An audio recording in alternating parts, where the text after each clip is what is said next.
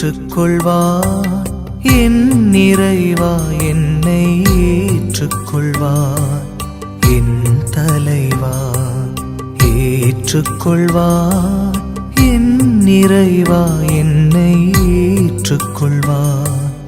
என் தலைவா என்னை நீ ஏற்று உனதாக மாற்றினார். நான் முழுதும் நீயாகுவே. என்னை நீ ஏற்று உனதாக மாற்றினார். நான் முழுதும் நீயாகுவே. நானே காணிக்கை ஏற்பாய் என் நிறைவா. நானே காணிக்கை ஏற்பாய் என் நிறைவா.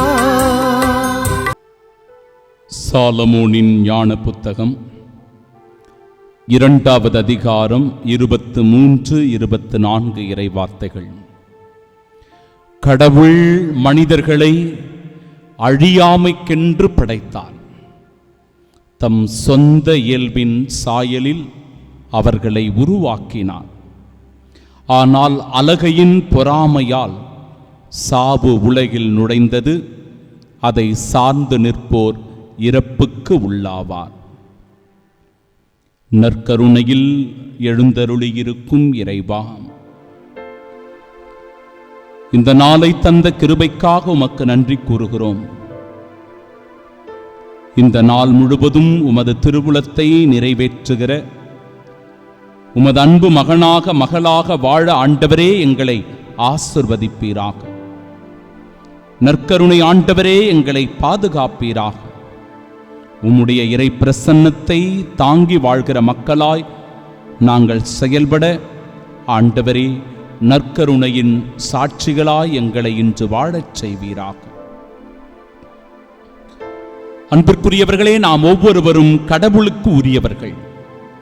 அதில் எந்த சந்தேகமும் இல்லை. நாம் எல்லோரும் கடவுளுடைய பிள்ளைகளாக இருக்கின்றோம். அவர் தம் சொந்த இயல்பில் நம்மை உருவாக்கி இருக்கின்றார். இறைவார்த்தை சொல்லுகிறபடி அவருடைய சாயலில் நாம் ஒவ்வொருவரும் படைக்கப்பட்டிருக்கிறோம். எனவே கடவுளின் சாயல் நமக்குள் இருக்கிறது. அவருடைய இயல்பு நம் ஒவ்வொருவருக்குள்ளும் இருக்கிறது. நற்கருணை இறை பிரசன்னத்தில் இருக்கிற சகோதரனே, சகோதரியே, நீயும் கூட இறைவனின் சாயல் என்பதை உணர்ந்து கொள். கடவுளின் தன்மை ஒரு மனிதரிடத்தில் இருந்தால் அவர்கள் அன்பு செலுத்துவார்கள், இரக்கம் காட்டுவார்கள், ஒருவர் மற்றவரை மன்னிப்பார்கள், உதவி செய்வார்கள், சமாதானம் புரிவார்கள், ஒற்றுமையோடு வாழ்ந்து கடவுளுக்கு சாட்சியாயிருப்பார்கள். இப்படிப்பட்ட ஒரு வாழ்க்கையைத்தான் ஆண்டவர் அழியா வாழ்வுக்கான கொடையாக இறைவன் நமக்கு தருகின்றார். இப்படியெல்லாம் நாம் வாழ்ந்தோம் என்றால் அன்பு, இரக்கம், மன்னிப்பு, உதவி, சமாதானம், ஒற்றுமை இந்த கொடைகளை பெற்றவர்களாய் இருக்கும்போது அழியா வாழ்வுக்கான அது பாதையாக நமக்கு அமைந்திருக்கிறது. ஆனால் அதே அலகையின் தன்மை என்பது நம்மை ஏமாற்றுவது. இந்த நாளில கூட அலகையினுடைய தன்மை நமக்கு வரும். எப்படி? பல சோதனைகளின் வழியாக. அலகை நமக்கு ஆசைகளை காட்டுவான். பணம் சம்பாதிக்க, பதவிகளை அனுபவிக்க, அதிகாரத்தில் அமர நம்மை ஆசைகளினால் தூண்டி எழுப்புவான். நம் எண்ணங்களையும் சிந்தனைகளையும் மனதையும் திசை திருப்புவான். குடி, போதை பழக்க வழக்கங்களுக்கு, தவறான நண்பர்களோடு பழகுவதற்கு, களியாட்டங்களிலும் காம இச்சைகளிலும் ஈடுபடுவதற்கு நம் மனதை அவன் திசை திருப்புவான். நம்முடைய உணர்ச்சிகளை தூண்டி நம்மை அடிமையாக்க பார்ப்பான்.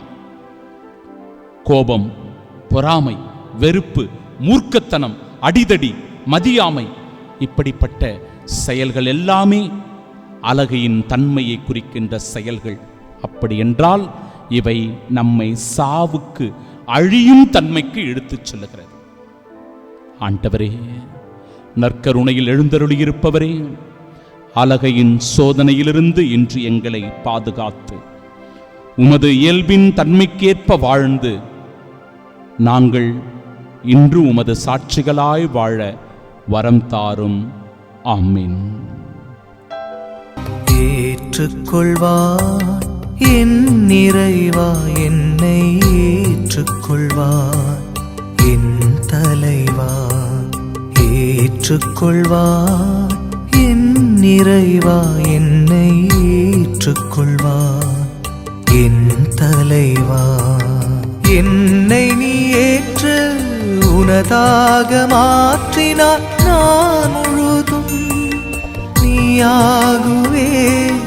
என்னை நீ ஏற்று உனதாக மாற்றினார், நான் முழுதும் நீயாகுவே. நானே காணிக்கை ஏற்பாய் என் நிறைவா. நானே காணிக்கை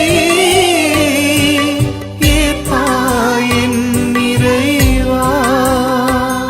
என் உடல் பொருளாவே உவந்தளித்தே காணிக்கை.